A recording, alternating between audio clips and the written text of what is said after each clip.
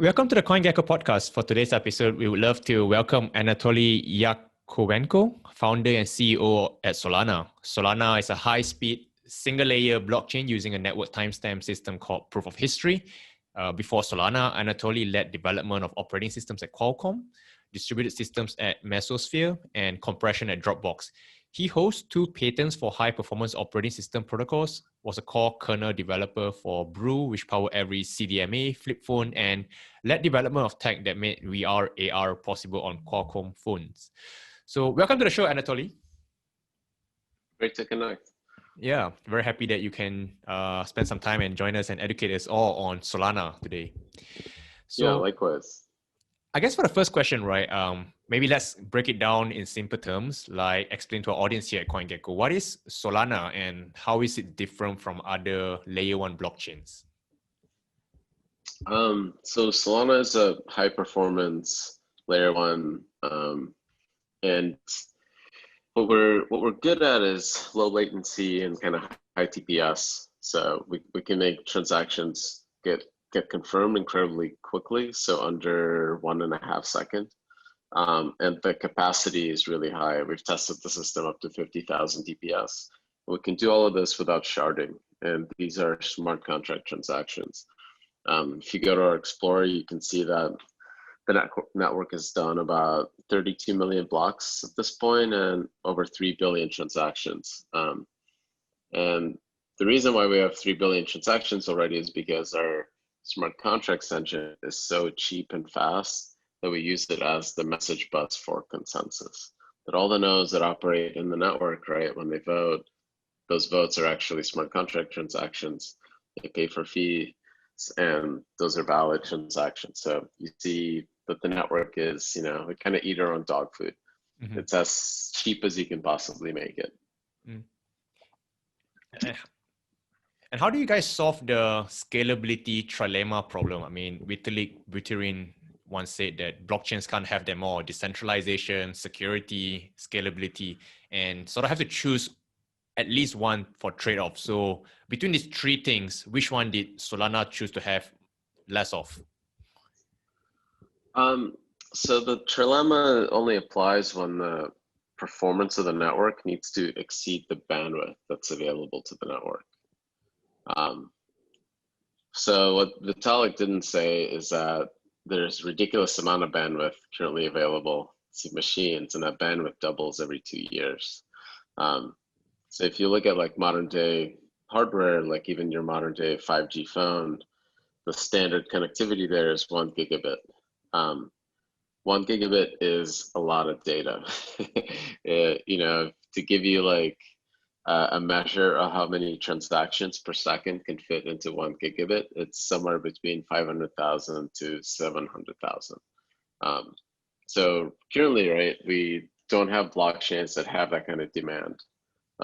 But we have, hardware and phones and consumer hardware and consumer phones that have capacity for that kind of demand. So we don't really need to break the trilemma to solve blockchain scalability.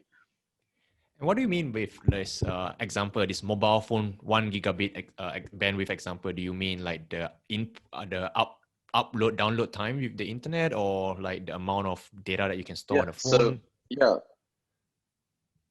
So this is the upload and download time. So the 5G spec that's being deployed fairly quickly through Asia and somewhat being started in the US, literally the specification for 5G is 1 gigabit connectivity while you're driving, in the US to a 1 gigabit connection in China, right? 2 people driving at 100 miles an hour or whatever, they can maintain that connection while mobile. That means that standard connectivity in your home or something like that is going to be between 1 gigabit to 10 gigabit fiber. Data centers are going to be 10 times that. So you can kind of like extrapolate from there. You already see like a data plan in India, the cost for sending 1 gigabyte of data is 9 cents. Okay. What is the cost of sending 1 gigabyte worth of blocks on Ethereum, right? It's like hundreds of millions of dollars. All right. So essentially what you're saying is that with this 1 gigabit 5G connectivity that we'll have in a few years' time all across the world, we can upload and download 1 gigabyte of data every second, assuming that 5G rolls out successfully. And therefore, it doesn't really matter to have like large blockchains and all. Right. But this is us talking about technology that's in the future. What we have today, right, is 100 megabit, and that's 50,000 TPS. All right. So do you have demand for 50,000 TPS right now? Like in all of blockchain combined, right? We don't yet, but the data is already there. To give you like kind of maybe a different perspective is that like the only thing that a blockchain needs to do is to kind of take this transaction and replicate it across the world to as many validators or nodes or miners or full nodes that it needs to go to. So that's like a 128 byte message. You can replicate it to 10,000 machines, in like 100 milliseconds. The cost of that is going to be, 1/100th of a cent. And in on internet in Asia, in the US, and China, globally, you can find anybody can do this, any consumer can do this, right? So that should be the bare cost for using blockchain. But because the systems that we have today were not designed to utilize hardware, right, to utilize the resources available to them, the cost is much higher. And I'm just curious, right? So how large is the Solana blockchain these days? Like how many gigabytes is the blockchain? And roughly on average, how large is the size of each block that is transmitted on the Solana blockchain? So we don't have a limit on the bytes that a block can be. There's a block every 400 milliseconds. And it isn't so much that there's a separate block, it's almost like a continuous chain, and the block producer is rotated roughly every 4 slots. Each slot is 400 milliseconds, so about 1.6 seconds. So the amount of data that goes in there doesn't have a cap. Right now, I think the network from Consensus is processing, from both Consensus and Serum, is at around 450 TPS. And that we see that just the raw ledger size is about 200 gigabytes. And I think with all the indexing, kind of like to do the richer query operations, it's about maybe 1 terabyte. And recently you guys had a lot of headlines, mainly due to the FTX and Alameda guys, Alameda team choosing to launch their new decentralized exchange, Serum, on Solana. What was the impact that you guys see of Serum launching on Solana? Well, like kind of the vision for Solana was really a vision of building the fastest possible, lowest latency smart contracts engine. And fundamentally, if you remove the store of value use case, like if you don't have proof of work, or is fundamentally price discovery, because a smart contract platform is a financial system, programmable, open, and because it's open and programmable by anyone in the world, everybody in the world is trying to extract free value out of it, right? They're trying to do arbitrage on the information stored in the system. That by definition is a price discovery engine. So our vision has always been to build the fastest, lowest latency one that we can. It's physically possible. So the kind of all the design decisions we've been making has been towards this goal. And I connected with Sam at this point about 8 weeks ago, or he always had a vision. They've been trying to build a decentralized exchange on basically for about a year. So they tried a bunch of different blockchains and always ran into technical challenges and roadblocks. I showed him our demo Break. If you go to break.solana.com, you can go play with the network. You smash your keys to try to spam the network with transactions, and they all get cleared almost instantly. So they were actually impressed that this network was live and working, and everything wasn't a white paper anymore, that it was actually functioning and deployed. And like they tried a couple things, and like basically things worked, and about we went from them knowing nothing about Solana to a demo in 4 weeks and then live in 6. Oh, wow. So yeah. They move really fast. In 6 weeks time, they got like whole yeah. DEX up and running. Yep. Yeah, it's already doing millions of dollars worth of volume per day. So that was really awesome because Sam had the same vision that finance is going to be decentralized, sooner or later, and kind of like the first project that can make it decentralized, I think, will probably capture a lot of the value. And fundamentally, like automatic market makers and those kinds of devices work great for low liquidity assets, but Yep. when you're dealing with high liquidity assets like Bitcoin and you're dealing with very large balance sheets, you need to be able to run an order book and sophisticated matching engines and build kind of more sophisticated algorithms that just simply cannot be encoded in an automatic market maker. So this has been kind of our dream come true to find this kind of lighthouse use case. And I always thought that this is going to happen in 3 to 4 years from now, because the space is still really nascent, right? We don't see the stuff that other folks have been building for decentralized exchanges isn't really open and programmable. It's hard for me to build up Binance on BNB chain that competes with Binance. Yep. But everything about Project Serum is open source. All the code is open source. Anyone can go and build and run their own market and attach their own market makers to these things and actually have all the matching and execution happen in a decentralized, censorship-resistant way on chain. Yeah, I completely agree. It's interesting how Sam has sort of demonstrated this potential that blockchain technology can offer on a high scalability blockchain. So besides the FTX guys, besides Sam and FTX guys building on Solana, what are there any other notable teams that are building on the Solana blockchain, or any other interesting dApps or applications in the chain? Yeah. So yeah, before FTX and Serum, we already working with Kin and Terra, and these are micropayments use cases. And Terra is I think kind of a really interesting one because they are an established micropayments network or payments network, right?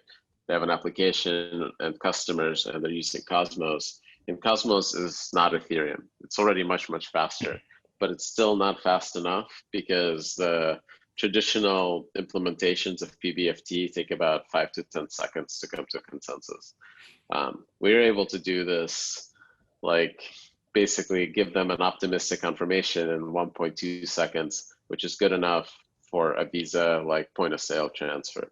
So if the standard way that you pay anywhere where you have a customer experience is that the whole transaction has to finish in 2.5 seconds from the point of view of the customer, right? And the blockchain part there doesn't even have 2.5 seconds to do it. It has to be much, much faster than that. So I think we're really the only viable choice. And you see this Tether announced that they're supporting Solana and they're going to issue Tether on Solana. And we're working with other stablecoin providers as well. And I think the boring stuff in crypto right now, like the payments, just business payments, point of sale payments, this really, really boring use case of how do I get users to pay each other.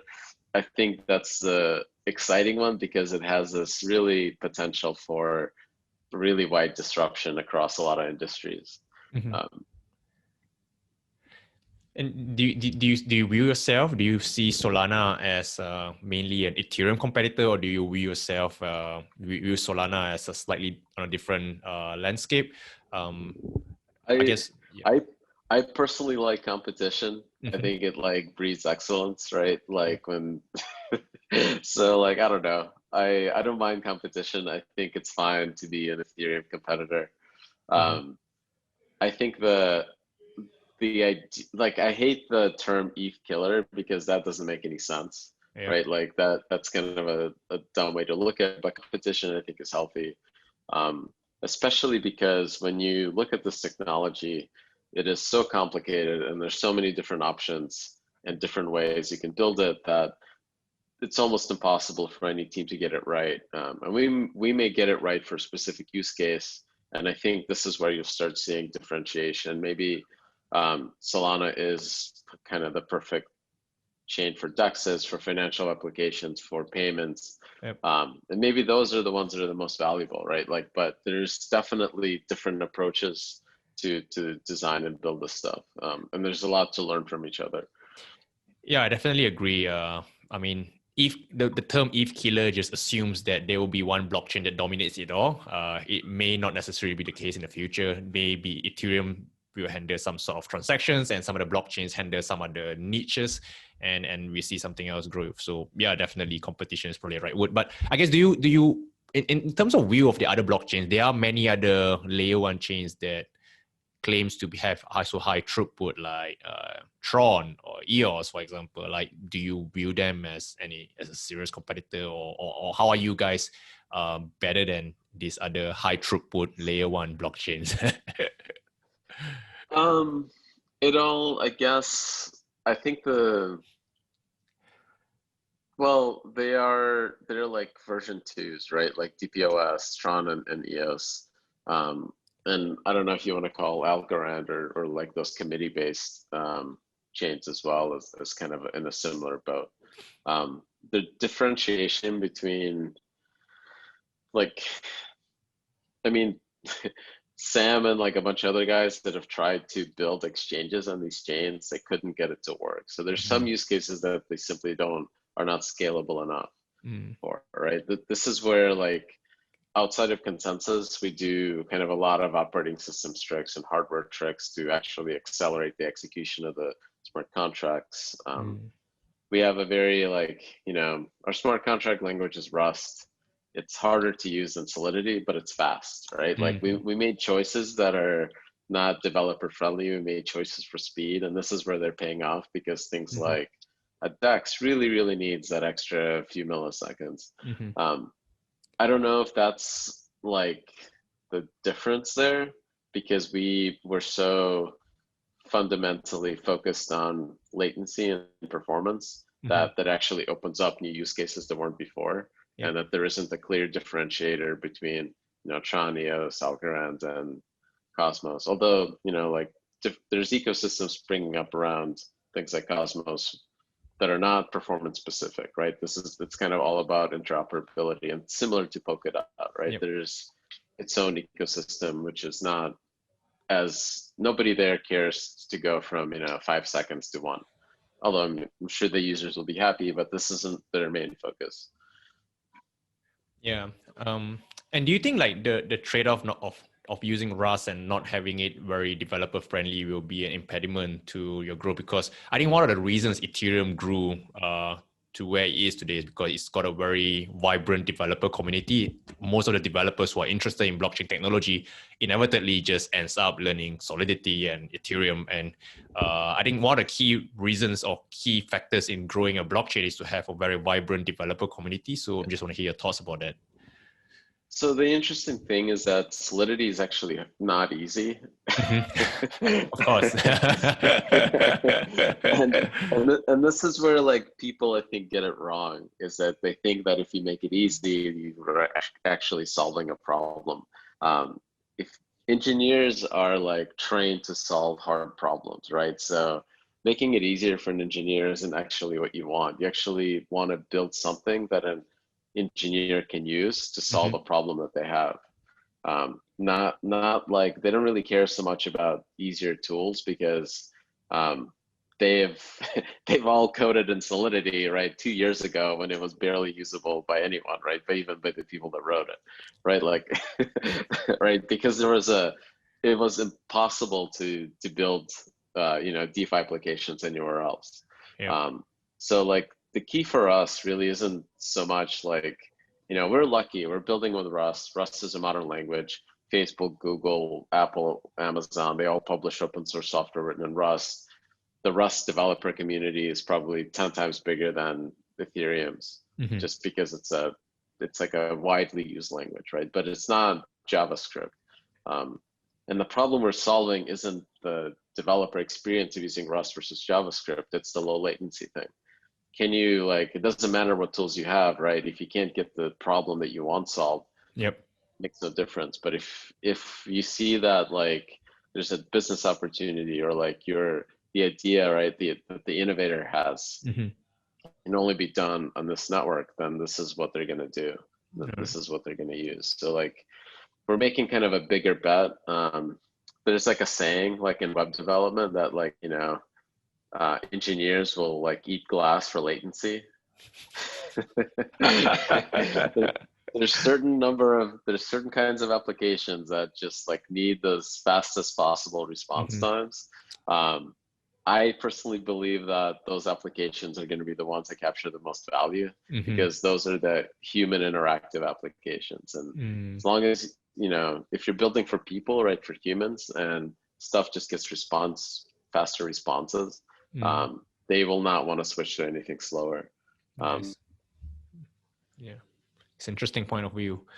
And based on my understanding, Solana uses a delegated proof of stake validation model. It's proof of stake with delegation, not DPoS where you have elected. Yeah, it's just proof of stake, but the contracts are programmable, so you can kind of like assign and change delegations. We actually have this. If you go to like our testnet called TDS, kind of like the Sama for Polkadot, we're running these like staking agents that are forcing the stakeholders to maximize censorship resistance. All right.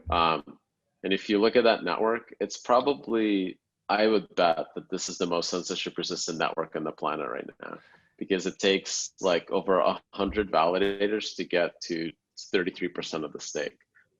So if you look at like every other proof of stake network out there, it takes like 5 or 10, right? Like somewhere between 5 or 10. So it's proof of stake, but they are validators. So, but it's not exactly delegated proof of stake. So like DPoS, like Tron or EOS, usually implies that there's some group of elected validators who control consensus.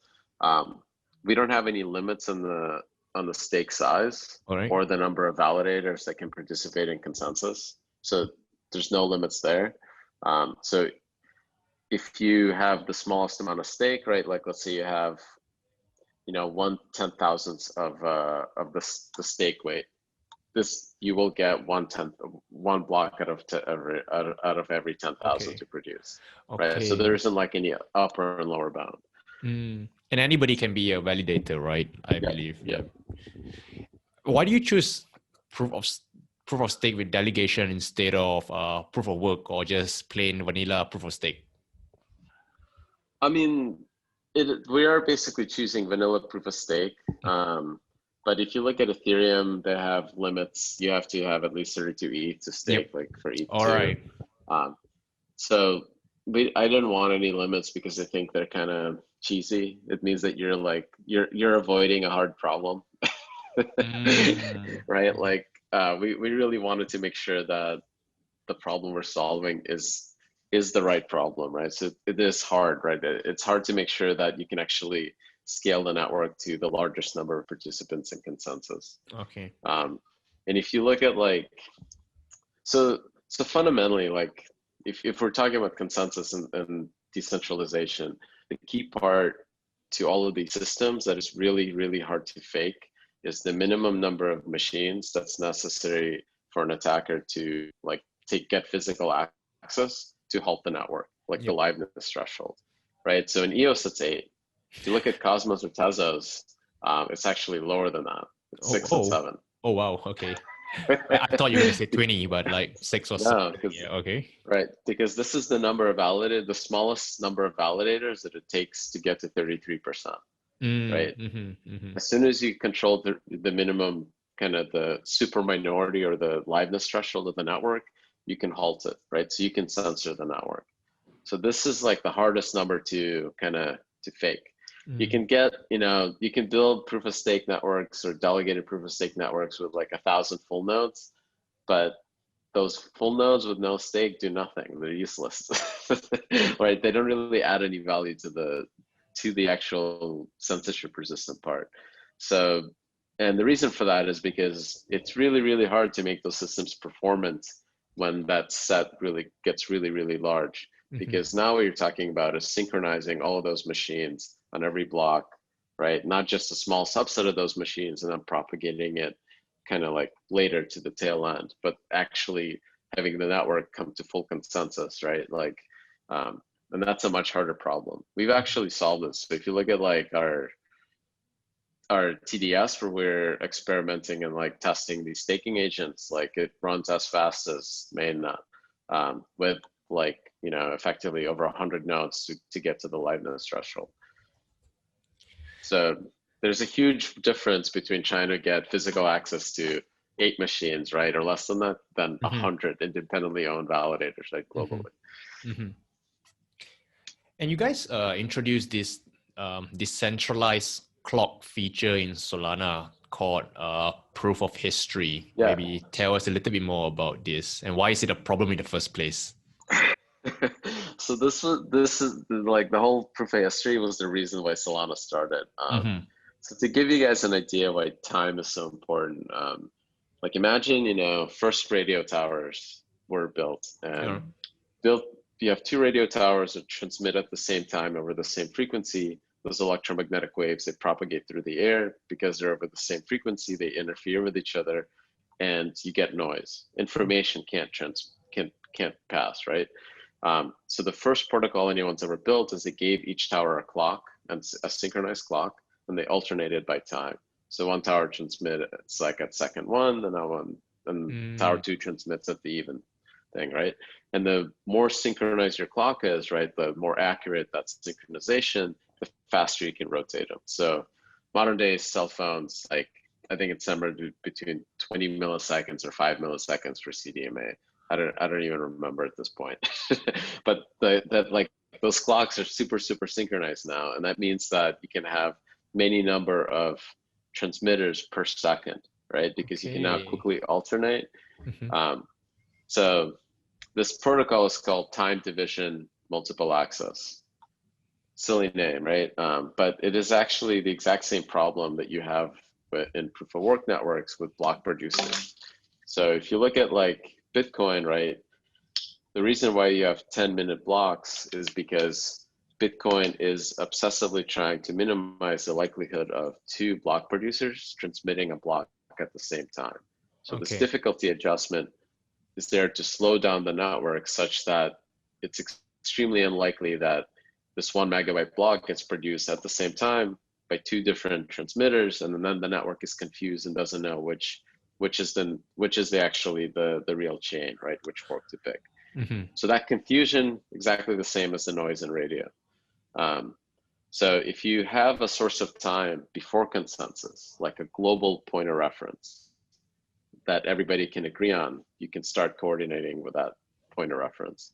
The hard part is obviously is that blockchain, everything has to be harder, right? Like otherwise where's the fun, right? Yeah, exactly, right? Like otherwise what's the point, right? Like, so it needs to be trustless, and therefore like not relying on like a global clock like you do in CDMA, or an atomic clock like Google uses for Bigtable or Spanner or whatever they call it these days. So we got lucky that, you know, computer science problems, you don't solve them, you just get lucky, right? Like, we got totally lucky, right? That we were able to figure this out. And I, like in late 2017, I was thinking about proof of work, and I had this kind of eureka moment that you can use the same SHA-256 algorithm that you use in proof of work, but use it recursively, and you can generate a piece of data that represents time passing, because it represents a single core, a single CPU core somewhere in the world spinning for a certain amount of like cycles. And because TSMC and Intel and every kind of global foundries are basically at the same process layer, and the differences between them are about like at best 10 to 20%, you can get a really good estimate of how much real time has been spent.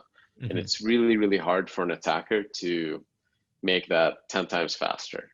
Like it'll cost them billions of dollars basically, because they have to build a better fab. right? And fabrication process is really, really hard to optimize. So that's kind of like where we got lucky, is that we were able to solve this computer science problem. The rest is just more standard database, operating system kind of optimizations that, myself and most of the ex-Qualcomm folks that joined, we worked on those problems like, for a decade. So basically what you're saying is that every machine or every node runs like SHA-256, trying to solve a puzzle, and the time it takes to solve that puzzle is sort of how you back calculate the clock and set the clock. Yeah, so they basically all run a single core in a loop, and that loop generates some data, and we're able to use that data and kind of glue it together to build almost like a water clock. So you can think of it as like water dripping. It's like this data keeps, in a similar way that a blockchain everybody appends to the end, we kind of do a similar thing. And that data structure together creates some global point of reference in time.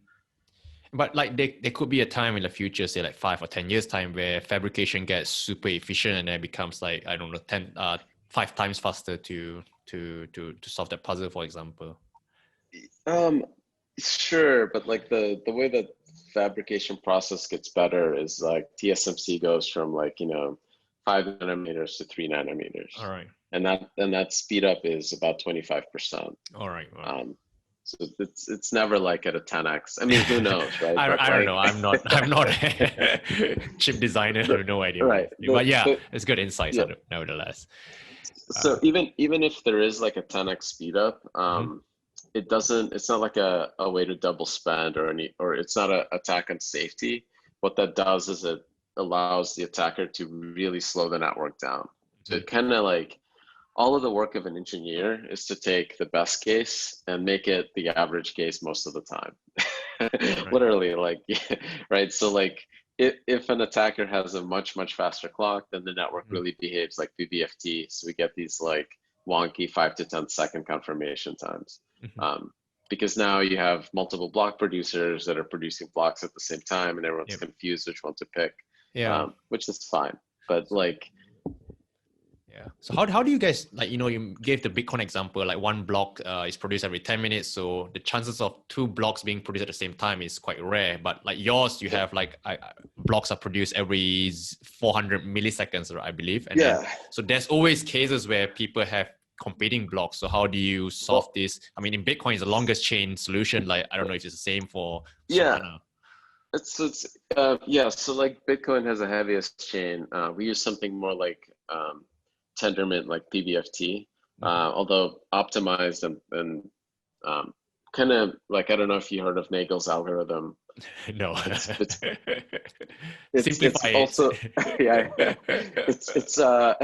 it's also like one of the like kind of go-to engineering tricks is when somebody gives you tasks, you don't complete one task at a time. You get like, give me as many tasks as you can, and then I'll do all of them at once. And making that kind of number variable, it's called a sliding window. And that's basically kind of how one way that we optimize it. But to answer your first question is that even though we're producing blocks every 400 milliseconds, because we have this proof of history clock, we never see collisions because the block producers have to generate this data structure and they can't fake it. So they actually are forced to delay 400 milliseconds. So block producer 1 produces a block right now, and the second one has to spin for 400 milliseconds to get to their allotted time. And this is what allows the network to kind of seamlessly transmit a block effectively continuously. You can almost think of it as just one giant block that have alternating producers. I think I can get a better idea now. Right. So let me ask you some maybe simpler questions now after this. 2020 has been a crazy year.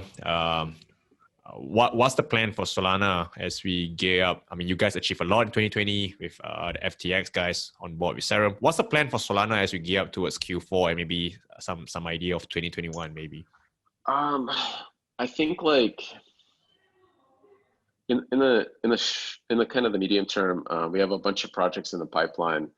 Some of which have been announced already, but like some of which we haven't. and they're focused on a broad range of use cases, financial ones for sure, and more like even boring finance, like payments and those things, but also like consumer-facing applications where we see potential for like onboarding, millions and tens of millions of crypto users. Like right now, we see like if you go look at like, the top dApps for Ethereum, you look at their total user bases, they're sub 100,000, right? The Uniswap airdrop went to 60,000 people, right? Like, which is amazing that they have something this sophisticated and complicated and like hard to understand for an average person to actually have 60,000 users. That is, I don't want to like underestimate that accomplishment because that is awesome, right? Like in and of itself. But crypto is still like really, really small. And I think there's a lot of potential to get, millions of users doing something on crypto related on the web, especially around social networks and kind of like content and like more interesting kind of like consumer friendly applications. So that's kind of like, we've been working on that, but also the fundamental part is that like, I think Project Serum is a lighthouse application. Sam is awesome. The FTX team is like, I love working with them because they love turning coffee into code. They will just like churn stuff out until it's done. So I kind of love that energy. That's very kind of part of our culture too, just like crank stuff out until it works. So with them, like I think we've seen since kind of the start of Serum, like this was almost like a black hole of projects coming into Solana and building on top of Solana. And we're starting to see people just announce like wallets and applications and kind of like cool demos and DeFi applications without even talking to us first. And that to me has been like really, really cool. But the cool thing about Serum is that it's new, right? It's a totally different thing. It's not Uniswap. It's got a totally different style of way to do trade and financing, to do like decentralized finance. And the kinds of applications that you can build with it are going to be unique and different. And, the same way that you can think of like Aave and Compound that are part of the Uniswap ecosystem, because a lot of folks that borrow from Aave, they use Uniswap, right, with their borrowed collateral. Right now, you can build lending protocols that plug into a spot market that doesn't require an oracle, that is local on that chain, that you get atomic guarantees about not just the price, but like what is the fill, like what's the depth of the order book, right? Like these things become much more interesting because I think they will allow much larger volumes to be actually running in DeFi applications, not like recursive TVL style like valuations, but like like Serum announced that Jump Trader is going to be market making on Serum on a decentralized thing, right? They have an absurd balance sheet. To take like $1 billion and put it at risk at an order book, right? Like you need like the stuff to work, right? And this is what we're opening up. And to me, this is like the most exciting thing it could be working on, because it's really pushing the network and everything that we want to do on the engineering side, just kind of like napalm, right? Like we want to get the block times to, theoretically 80 milliseconds, but let's get to like 200 first, right? Like we're going to be the first chain with native execution. So like the bytecode translated to machine code. So like a JIT or, ahead of time execution, like you see on like Android or iOS. We're actually like pretty close to being done with that. So like stuff like that is like, I think by the time ETH2 launches or any of our competitors actually get to anything interesting, we're going to be in V2 of like a hyper speed, layer one.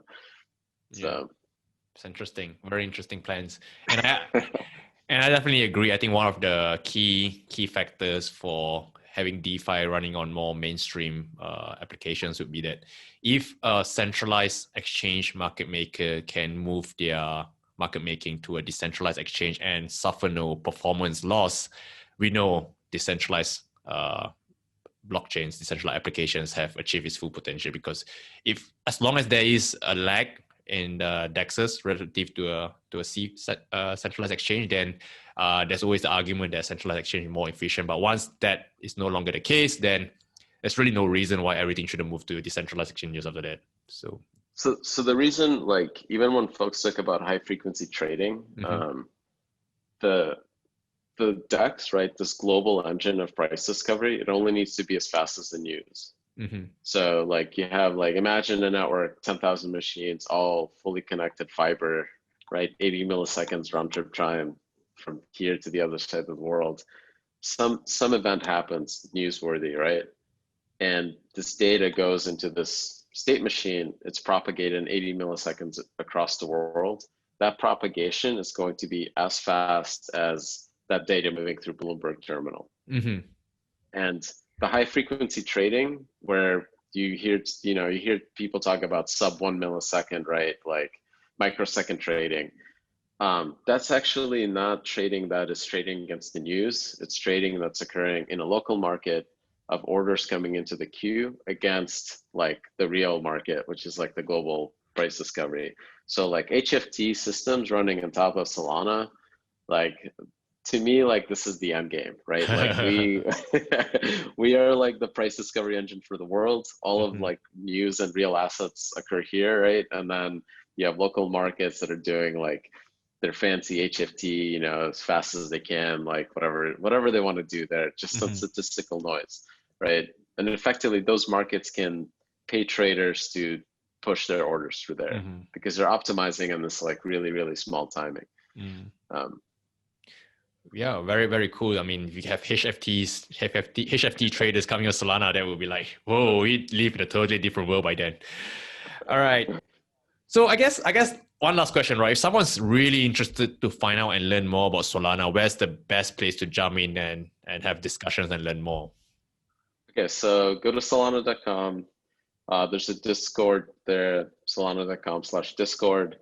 Go talk to us. There's docs. If you're an engineer, go docs.solana.com. Tons of documentation. If you want to just like see how fast the network is, go to break.solana.com. By the way, all of these things are linked on solana.com. So probably just type in solana.com. All right. Yeah, it should be fairly easy. Yeah. All right. That sounds very interesting. I had a great time talking to you. I learned a lot about Solana. I learned, asked some hard questions on how you achieve scalability, decentralization, and so on. So I'm very glad that you answered and educate all of us here at CoinGecko on this podcast. Thank you very much. Sure. Dude, I love CoinGecko. It's awesome.